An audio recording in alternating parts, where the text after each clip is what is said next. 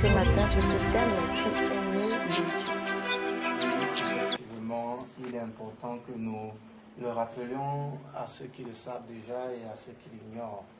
Mais ce matin, nous allons parler d'un thème qui est l'un des piliers de la foi chrétienne. Et nous allons parler effectivement de l'identité du chrétien. Mais avant, nous allons prier. Père, nous te bénissons ce matin pour le privilège que tu nous donnes d'être debout, d'avoir encore en nous le souffle de vie et la santé. Merci parce que ta parole ce matin va édifier, instruire quelqu'un à connaître et à devenir conscient de ce qu'il est devenu en Christ au nom de Jésus. Amen. Nous allons prendre le verset qui va meubler notre dévotion ce matin, Jean chapitre 1, le verset 12 à 13, que je vais lire. Mais à tous ceux qui l'ont reçu, à ceux qui croient en son nom, elle a donné le pouvoir de devenir enfants de Dieu, lesquels sont nés, non du sang, ni de la volonté de la chair, ni de la volonté de l'homme, mais de Dieu. Ici, c'est l'apôtre Jean qui est en train de parler. C'est l'apôtre de la divinité, celui qui a le plus parlé de la divinité de Christ, mais aussi qui a le plus parlé de la divinité du chrétien. Il a beaucoup parlé sur la question d'être né de Dieu. Et dans l'un de ses récits, dans l'évangile de Jean, il parle d'un homme qui est venu rencontrer Jésus, un homme qui était curieux de savoir comment Jésus faisait pour accomplir ses miracles. Il voulait savoir la source de la puissance de Jésus. Il va venir de nuit. Cet homme, c'est Nicodème. Vous pouvez lire l'histoire dans Jean chapitre 3, du verset 1 jusqu'au verset 7. Il va venir la nuit. Et c'était un docteur de la loi, c'était un pharisien. Et ayant vu l'espoir que Jésus faisait, les miracles que Jésus faisait, il voulait être éclairé sur la source de la puissance de Jésus. Et Jésus donc va répondre à sa question. Il va dire, Rabbi, nous savons que tu es un docteur venu de Dieu et nul ne peut faire ce que tu fais là si Dieu n'est pas avec lui. Et Jésus lui dit, non, ce n'est pas une question simplement d'avoir Dieu avec soi. C'est une question d'avoir Dieu en soi, en soi-même. Donc Jésus va donc commencer à lui dire, si tu ne nais de nouveau, tu ne peux voir le royaume de Dieu. Si tu ne nais de nouveau, tu ne peux voir le royaume de Dieu. Si tu ne nais d'esprit, tu ne peux pratiquer et faire ce que je suis en train de faire. Et Nicodème va aller un peu plus loin, toujours dans sa curiosité.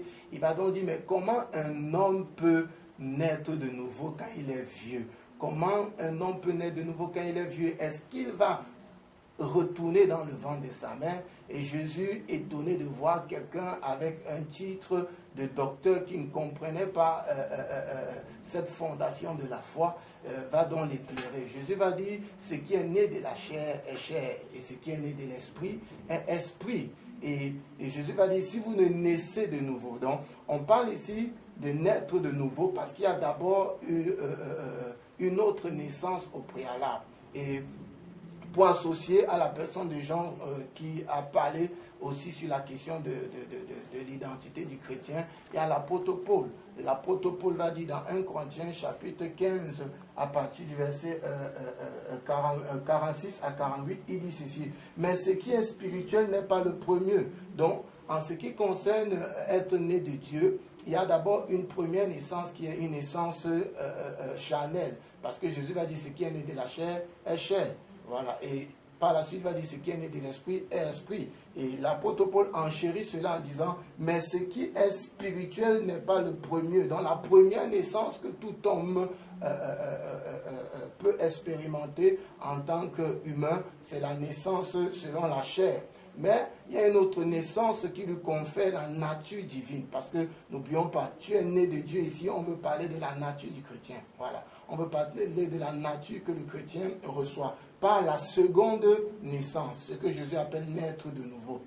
L'apôtre Paul donc dit dans 1 Corinthiens chapitre 15, à partir du verset 46 jusqu'au verset 48, il dit, ce qui est spirituel n'est pas le premier, ce qui est animal. Ce qui est spirituel vient ensuite. Donc, cette nouvelle naissance parle d'une naissance spirituelle, être né spirituellement. Verset 47, il dit, le premier homme ici est mis pour Adam. Le premier homme est tiré de la terre et est terrestre. Le second homme est du ciel. Le second homme ici, c'est Jésus. Par Adam, nous avons reçu la naissance terrestre. Par Jésus, nous recevons la naissance céleste. Et au verset 48, il dit, tel est le terrestre, tels sont aussi les terrestres. Tel est le céleste, tels sont aussi les célestes. Donc, être né de Dieu, c'est recevoir une nature céleste.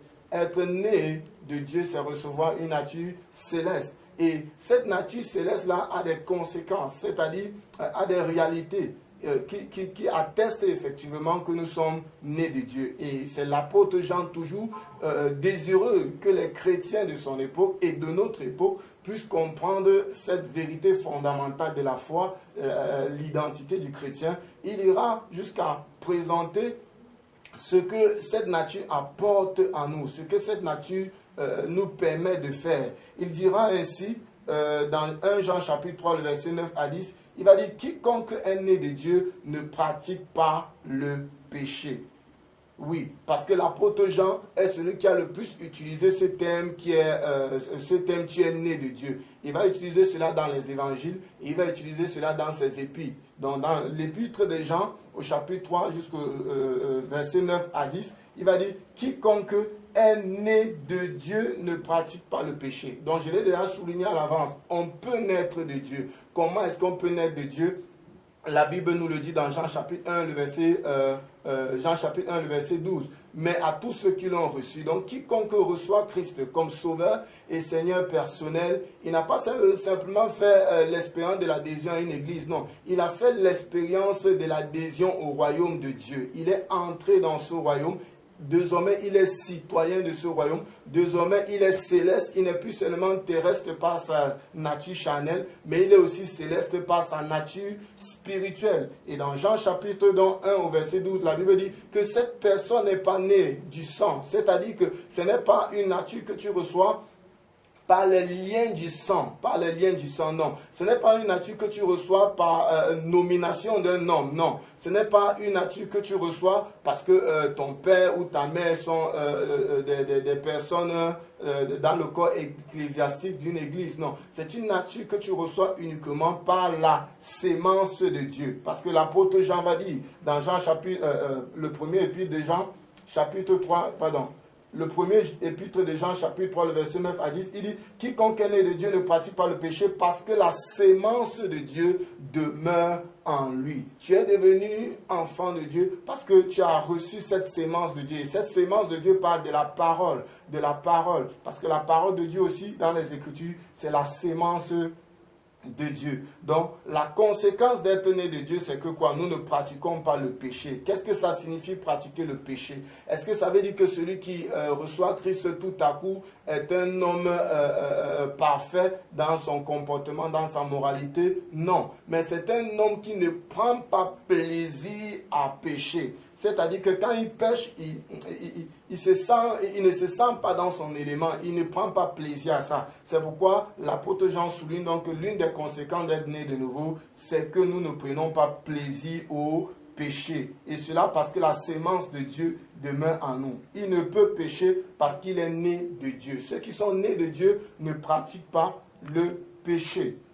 Oui, ça c'est l'une des conséquences. La deuxième conséquence d'être né de Dieu, c'est que toujours Jean le dit toujours dans Jean chapitre 3, le verset 10, il dit, c'est par là que nous reconnaissons que nous sommes enfants de Dieu. C'est par là que se font reconnaître les enfants de Dieu et les enfants du diable. Donc, les enfants de Dieu ne prennent pas plaisir au péché. Et quiconque ne pratique pas la justice n'est pas de Dieu. Donc, quand tu es né de Dieu, tu pratiques la justice parce que tu as reçu la nature juste de toi, de Dieu en toi par la nouvelle naissance. Donc, deuxième vérité sur la conséquence d'être né de Dieu, c'est que nous marchons dans l'amour. C'est toujours Jean qui va exposer cette vérité-là. Dans 1 Jean chapitre 4, verset 7, il dit « Bien-aimés, aimons-nous les uns les autres, car l'amour est de Dieu. Quiconque est né de Dieu, quiconque aime est né de Dieu. » Donc, la conséquence d'être né de Dieu, c'est que tu marches dans l'amour.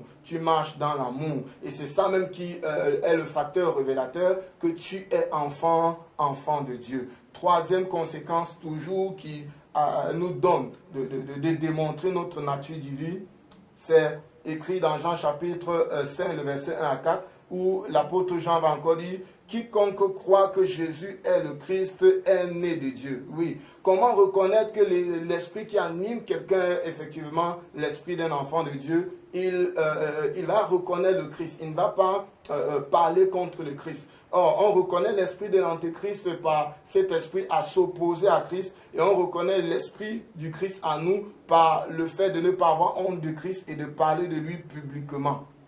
Oui, ça c'était la troisième conséquence qui démontre que tu es né de Dieu. La dernière maintenant, et qui est celle avec laquelle je vais clôturer cette dévotion ce matin, la dernière est tirée de 1 Jean chapitre 5, le verset 4.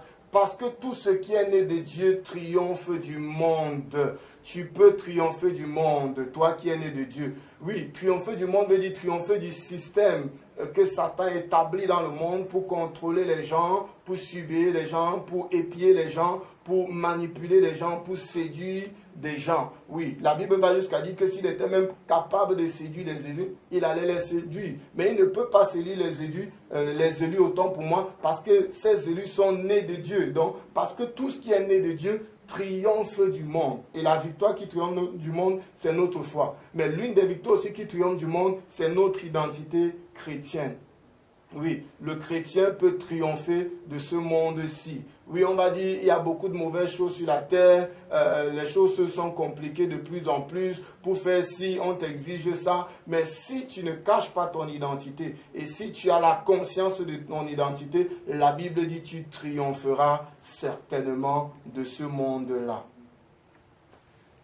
Amen, amen. Merci beaucoup. C'est une grande révélation pour certains parce que parfois on donne nos vies au Seigneur, mais on ne connaît pas toujours les implications, on ne connaît pas notre identité en Christ.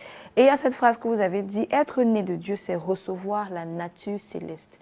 Ça veut dire que ça va un peu plus loin même que ce qu'on pense en fait. C'est notre nature carrément qui est changée. On passe de la nature pécheresse à la nature céleste. Effectivement, grâce. Voilà. Donc, on va prier pour quelqu'un peut-être qui connaît le Seigneur, mais qui n'a pas encore vraiment reçu cette révélation-là. Parce qu'on sait que c'est en fonction de cette révélation qu'on va pouvoir vivre notre vie chrétienne.